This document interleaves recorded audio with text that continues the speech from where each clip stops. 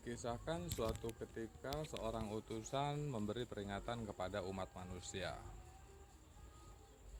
Pada suatu saat tertentu, katanya, semua air di dunia yang tidak secara khusus disimpan akan lenyap. Air tersebut akan diperbarui lagi dengan air yang berbeda, yang akan membuat siapapun yang meminumnya menjadi gila. Hanya satu orang yang mendengarkan nasihat ini. Dia mengumpulkan air dan pergi ke sebuah tempat di mana dia menyimpannya dan menunggu munculnya air baru yang dimaksud. Udah paham ya? Pada saat yang telah ditentukan, sungai berhenti mengalir, sumur mengering, dan orang yang mendengarkan tersebut melihat kejadian ini. Beneran rupanya. Dia kemudian pergi ke tempat pengasingannya dan meminum air simpanannya. Ketika dia melihat dari tempat persembunyiannya, gak lama air terjun mulai mengalir lagi.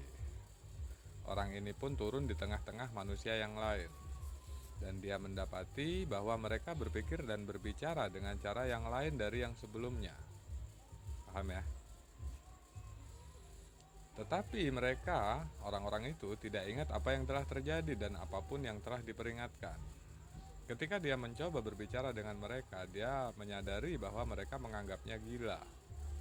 Dan mereka menunjukkan rasa permusuhan atau rasa iba, bukannya pemahaman. Mula-mula si orang yang menyimpan air tadi itu, dia tidak minum sedikit pun dari air yang baru, yang bikin orang gila itu. Setiap hari dia kembali ke persembunyiannya untuk mengambil air simpanannya sendiri untuk diminum.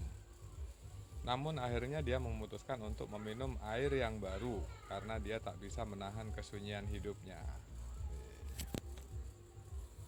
Bertingkah laku dan berpikir dengan cara yang berbeda dari orang-orang yang lainnya.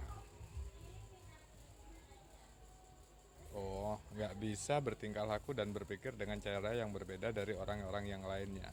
Dia pun meminum air yang baru dan menjadilah dia seperti orang-orang yang lainnya. Kemudian dia melupakan semua air simpanan khusus miliknya dan teman-temannya mulai menganggapnya sebagai orang gila yang secara ajaib sembuh. Wih, bagus ya. Konon ini cerita dari tahun 860. Yang menulis ini wafat tahun 860.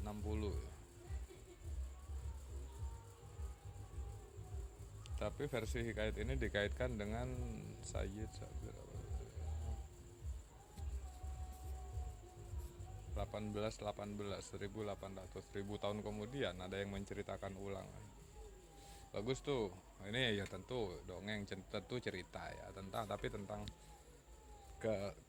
keterasingan seorang yang